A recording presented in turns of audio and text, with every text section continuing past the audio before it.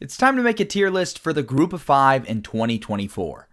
After a pretty nice response to my Power 5 tier list in college football, I thought I would reward the fans, the loyal fans of some of the smaller teams by stepping out and doing a Group of 5 tier list. And so, unlike the Power 5, as we take a look at the team bank, the Group of 5 is left mostly intact. There's at least some familiarity to be seen in the Group of 5, and it still can technically be called the Group of 5 because there's 5 clear conferences. Now, for those of you that are looking for Oregon State and Washington State, they were included with the Power 5 because they still have Power 5 infrastructure. But as you can see, the tiers are different here, and that's why we did it separately from the Power 5. So let's start things off by taking a look at those tiers. The top tier, playoff favorites. It's different than title favorites. None of these teams in the Group of 5 level are going to be favored to win the national title until one of them goes and does it. But I don't think this will be the year. So playoff favorites is what the top category is. This is going to be any team that is favored to be one of those teams that represents the Group of 5 in the playoff. As it currently stands, they have 2 bids.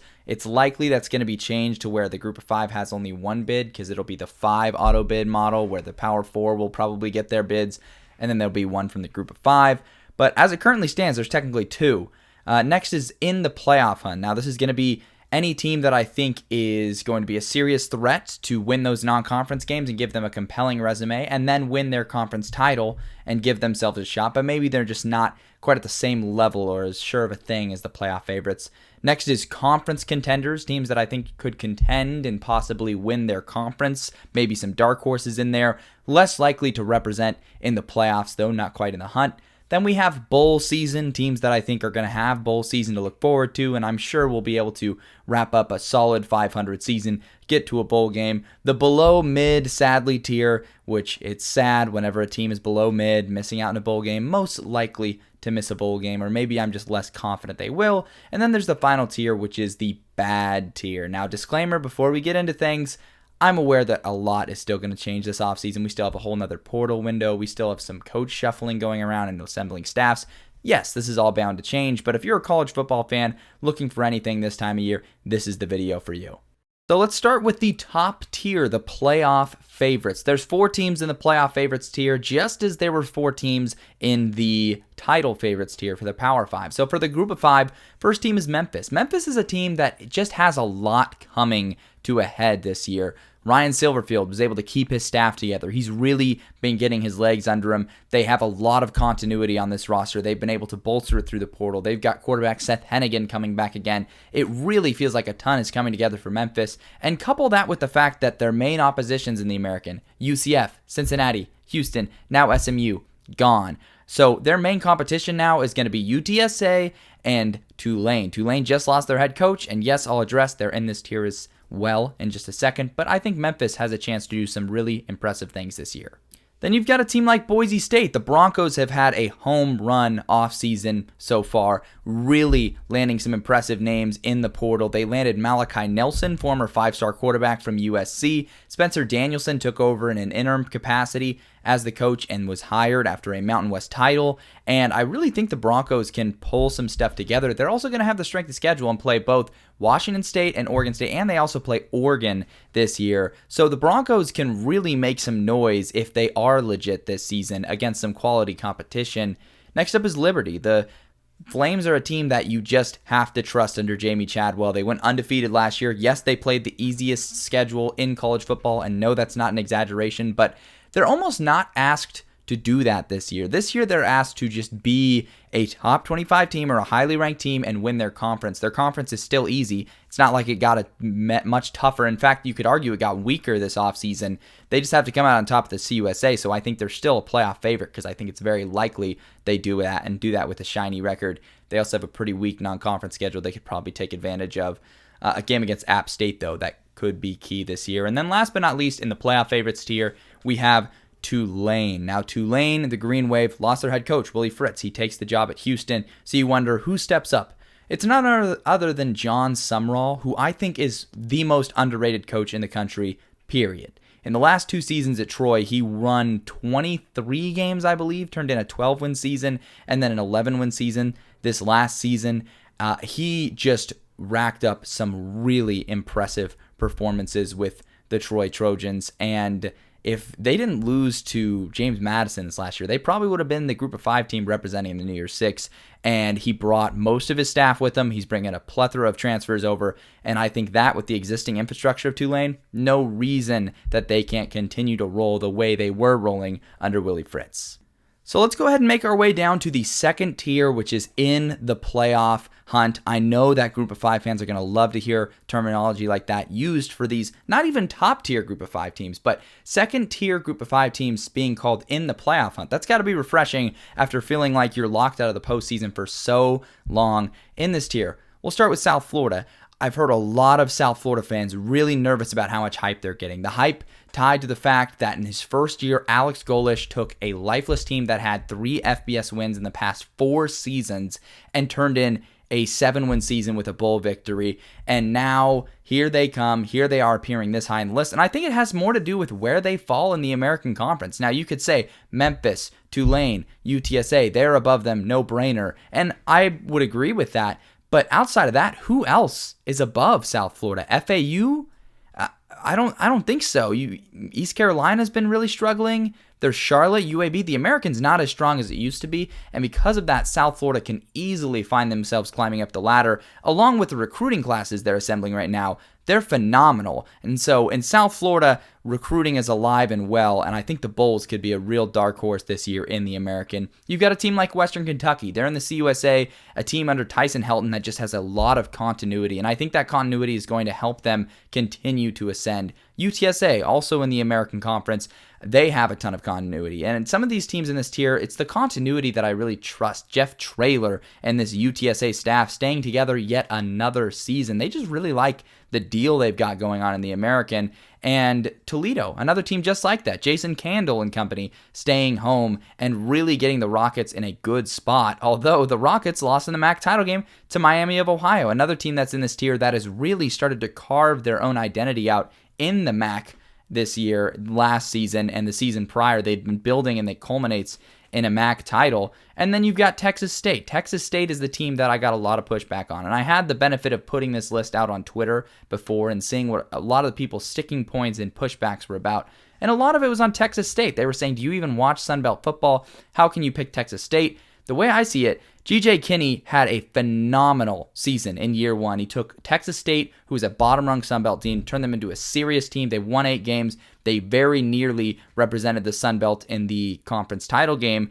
And you look at the top contenders that rivaled them. Troy loses John Summerall. They're going to replace him with Jared Parker, but we'll see how that goes. You've got App State, who I would argue is in the same tier as them last year, and they're a team that have struggled to pull away with expectations. And James Madison and Coastal Carolina has uncertainty. James Madison loses their coach is what I was going to say, but I really think Texas State can succeed. People are saying a lot of stuff about Jaden DeLora left the program. They don't have a quarterback. I think they're going to be fine. They landed Malik Hornsby and Finley in the last cycle. They landed DeLora this one. He's not going to be with the team. Guarantee you they will land another quarterback. Kinney seems to have no issues doing that. So that's why I've got Texas State as the top contending Sun Belt team right now. All right, after a long-winded playoff hunt here, we get to the conference contenders, seeing a lot more teams fly off the board and into this tier. And we're starting in the MAC with Ohio. The Bobcats and Tim Albin really rounding a corner last year, going 10-3. Ohio just trusting their guy. Albin had a really rough first year where Ohio went from a MAC contender to just bad. And they trusted him, and it's paying off. They're a team that is right there. They're going to be right up there with Miami of Ohio and Toledo in the MAC, which one of the most beautiful conferences in college football. I hope the MAC continues to be untouched in the chaos of realignment. South Alabama is the next team. South Alabama in that Sun Belt, they lose their coach. He gets poached by Kalen DeBoer to go be his coordinator on his staff, which has just got to be a gut-wrenching move from South Alabama. Still a great program and still one that I think is primed to rebound, just like Troy. Troy hiring Jared Parker, the Notre Dame offensive coordinator, who I think that's the type of coach you're willing to take a gamble on, a guy that's been elevated quickly and a guy that you think you can get before his stock gets too high and it's impossible for your team to nab him. There's nothing that I dislike about that hire. And let's just keep hitting the Sun Belt teams in this tier. We've got App State. App State, a lot of continuity, a lot of stuff to like. There's maybe a scenario where I have App State in the tier above where Texas State is, just because they're both similar programs, I think, near the top of the Sun Belt that have enough continuity to trust. Then there's a Sun Belt team like Georgia Southern, a ton of continuity there as well. Yes, they underwhelmed a little bit, but Clay Helton, a guy that I think has a really good system, just like Tyson Helton at Western Kentucky. Don't know if a lot of people know that those guys are brothers at different schools right now, but I think they could both realistically, both the Heltons that is, have a Power 5 head coaching job eventually again. And they're a team to watch out for. James Madison, obviously their program's been really proud, and they lose Signetti, which is no fun, but it's bound to happen. Welcome to the FBS. And guess what? They go out and they get a guy in Bob Chesney that I think could really succeed with them. He had some great years with Holy Cross. Working our way back, we've got Jacksonville State, another CUSA team here that I think can just really thrive against inferior competition. They win 9 games in their first year as an FBS team. That's phenomenal. I think that they can repeat that with Rich Rodriguez at least this year and maybe continue to contend. UNLV with Barry Odom as their head coach absolutely thrived this last season in a way that I completely didn't expect. I was one of the biggest UNLV detractors after they fired Arroyo. I thought that was a terrible decision, but lo and behold, it's been one of the best in their school's history. Bowling Green, a MAC team that pleasantly surprised me last year, turning in a solid bowl season and getting a Power 5 win along the way against Georgia Tech. And that wasn't a bad Georgia Tech team. So Bowling Green, I think, 100% marching forward in the right direction. And then we've got a couple of Mountain West schools in here. Fresno State, the first of which, they're a team under Jeff Tedford that is battled to stay relevant and looked really good last year at the start, but I really think they're going to have to continue to fight to keep their program's head above water. After losing a guy like Kalen DeBoer, they discovered an absolute gem as coach and only got to experience him for like 2 seasons, which is just tough. It's just how it goes. It's the pecking order. That's why this is the group of 5 and not the Power 5 or Power 4. And then last but not least is Air Force. I think Air Force under Troy Calhoun is the epitome of what the peak can be at a service academy in the modern college football era, which is not an insult. The way and level he's risen them to is super, super impressive, and he's got the blueprint for how successful they can be, and that is they can win a conference title. They haven't done it yet, but they're right there, and they've been very, very close. The next tier we have is the bowl season tier. Now, these are a set of teams that don't necessarily have playoff aspirations and don't even necessarily have conference title aspirations, but teams that I think should be aspiring to make a bowl game and I think will make a bowl game, which is still a completely solid goal to have, especially as a group of 5 team. We start with Tom Herman and FAU. Last season, it really looked like 2023 could be their year in his first season, getting a guy like Casey Thompson on campus, really loading up this roster, and it just didn't happen. Things kind of fell apart. The injury bug hurt them, and they kind of faltered in the American. I think that this year, giving Herman another year to sort of sink his teeth in this program, they can make some improvements, get to a bowl game. Middle Tennessee, kind of a similar situation. They were supposed to succeed in the CUSA, and they weren't really able to. Longtime coach Rick Stockstill, who is one of the most tenured in all of college football, he is gone. And so now for Middle Tennessee State, a new era with Derek Mason. He has the Tennessee connections. He succeeded at Vanderbilt in the past, and I think he's got a chance to get them to a bowl game in year 1 and get some positive momentum. You've got a team like Charlotte. With Charlotte, Biff Poggi, obviously with a huge transfer portal experiment. In year 1, it paid some dividends. They won some conference games, and they're better than their, frankly, poverty past in the in the FBS. And this year, I think it can translate to a bowl game. They're assembling more talent than I think they would otherwise get, and I think he's doing it the right way, however you want to define that. There's Wyoming. Wyoming has new head coach Jay Sauvel. I can't pronounce his name, and I'm never going to be able to. But he takes over after Craig Bull, who I really liked as a head coach, steps down, and we'll just see. It's a complete question mark. But I just think that, especially in year 1, they're going to be able to make it with the talent that was at least left on the roster. This next couple teams is very interesting because they're a bunch of mid to low tier Sunbelt teams that I think can all sort of blend in if you're not taking a closer look. And it's because they're all in a very similar position. A lot of coaches who are facing a pivotal year. At Old Dominion, Ricky Rain in his second year gets Old Dominion through and to a bowl game. They frankly should have won the bowl game, but that's a different story. And they're in a pivotal year. They want to continue to march forward in a linear upward fashion. Marshall's another team under Charles Huff as their coach that in year 2 under Charles Huff, they win 9 games. They beat Notre Dame. Things are looking great. They start out the season strong in 2023. They beat Virginia Tech, and then they completely fall off towards the end of the year. They end up going 6-7, and they didn't look good in their bowl game at all. So for Marshall, it's about trying to keep from falling. Making a bowl game is pretty critical because you don't want to see that sort of a fall off in just a 3-year stretch. And then for Arkansas State, they finally rounded a corner under Butch Jones, breaking through, winning a bowl game. They want to get back to when they were dominant in the Sun Belt. And that's not even the end of the list. There's also Louisiana, which has head coach, I always mispronounce it, Michael Desormeaux,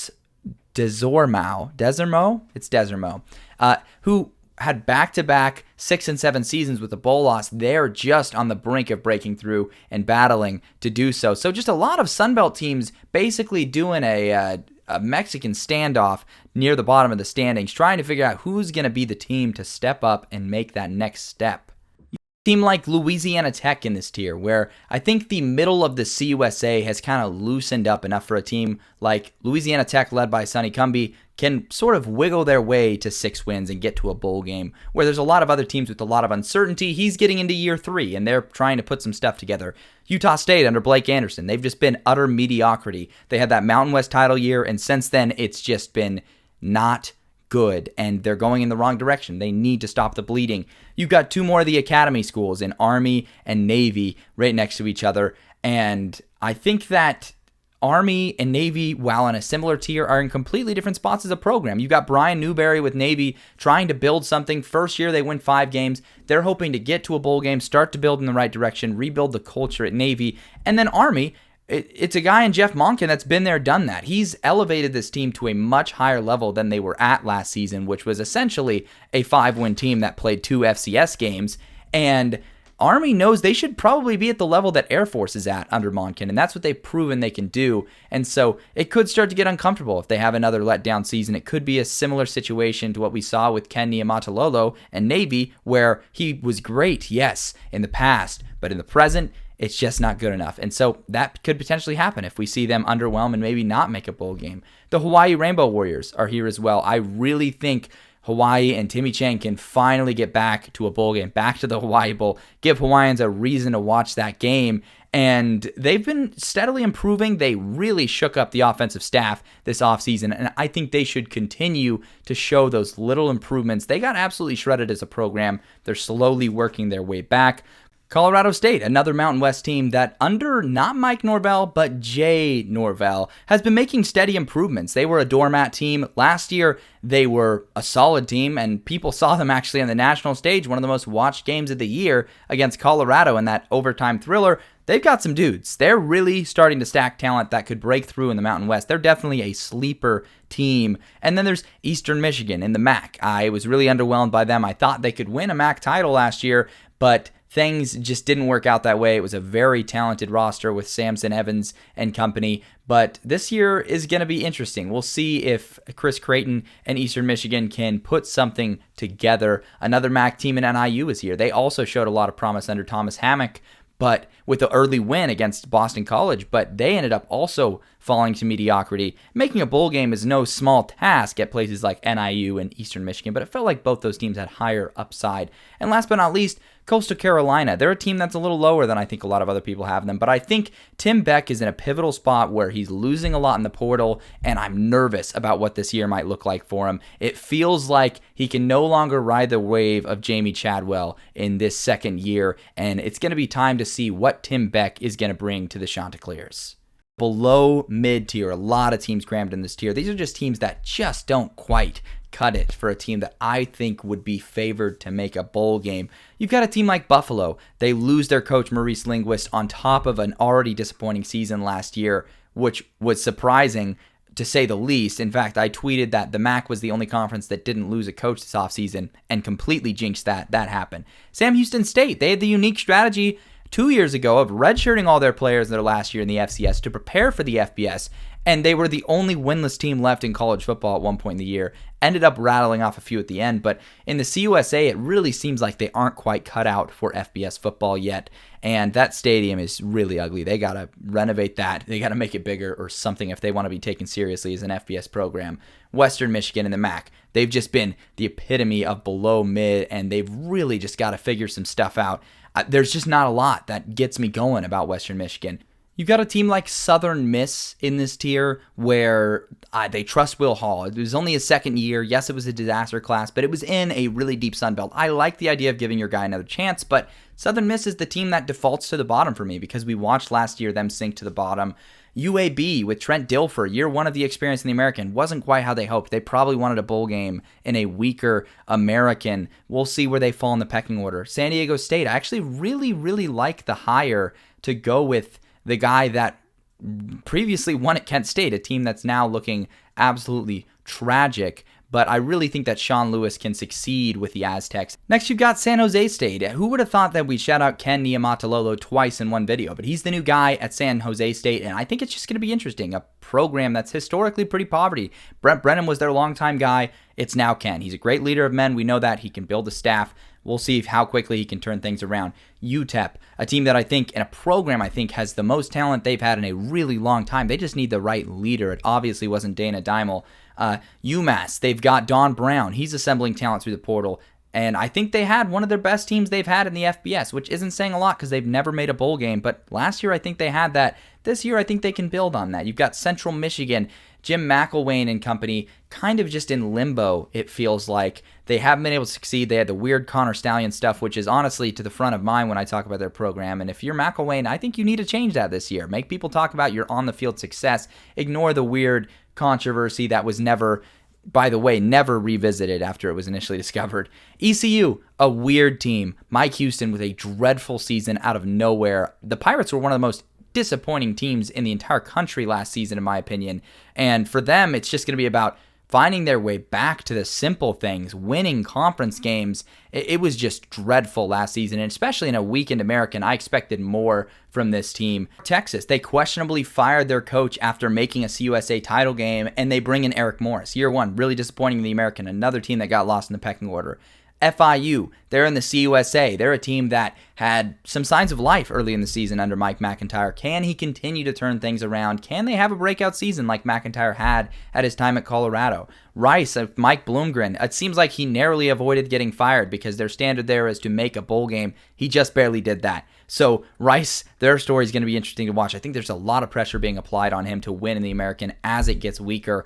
UConn, Jim Mora, what a disappointing year that was for the Huskies. I still think they're doing things right. I don't think success is going to be completely linear there, so I think they are right to keep Mora, right to keep grinding, and I hope for the Huskies and Huskies fans they can get back to a bowl game, but I don't see it. Georgia State. Last season it was Kent State. This season I think it's Georgia State. They got shredded by the portal. They lost so many key guys. Really sad to see that talent just getting poached and they can't do anything about it seemingly. It could be a really rough year after what was a very pleasantly surprising breakout year for them.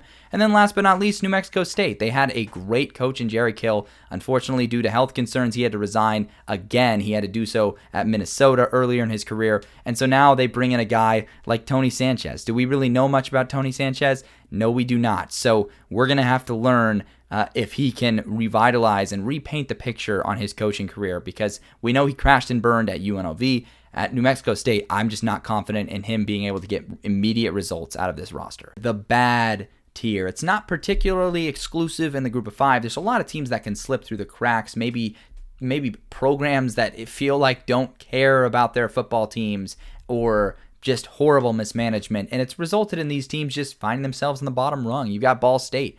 What does Ball State have that sets them apart from other schools? I just can't name a single thing. They are a faceless team in the MAC, and they have been in the current iteration. They don't have a ton of upside. They're in the bad tier. Kent State, just a ridiculous rebuild they've had to assemble because of the nature of the transfer portal. They got shredded. It's what I fear could happen to Georgia State, who I did put a tier above them because I don't think it was as drastic, but Kent State experienced that last year. That's the ugly side of the portal. You've got Temple. Temple's kind of a team that's been struggling for an identity since the Matt Rule era. And yes, that's been a while. It's been a while since Temple's been really relevant. UL Monroe is a team I talked about in a video. They're the worst team of the 4-team playoff era, and it's not really disputed. And they have to fire Terry Bowden because things were going downhill. Nevada has to fire their coach after just 2 seasons. 2 seasons which is also really bad. So those teams are just in poverty, really struggling, really a lot of uncertainty. Jeff Chott, the guy coming in for Nevada, I don't know how I feel about that hire necessarily. Tulsa's another team where what's Tulsa's differentiator? What are they doing in the portal or in recruiting or in the way they're structuring things that's going to give them an edge? I don't see it. New Mexico, they're another team that fired their coach in Danny Gonzalez, and another team that's going to be not working with a lot, and it's just a common theme. Akron is another team. They don't fire their coach, though, which I think is interesting, and I think because of that, Akron could be a team that has more opportunity and chances to succeed than any of these teams that ditch their coaches rather quickly. I think that Nevada could have shown a little bit more patience with their guy, and I think New Mexico maybe could have shown a little bit more patience with Gonzalez. With Akron, they're trusting the process. They're trusting their guy, and that's something that I can admire, and I think it could pay off. And last but not least, you've got Kennesaw State. I think it's very similar to what we saw with Sam Houston State last year. It's a program not necessarily ready for promotion, and they're doing it anyways.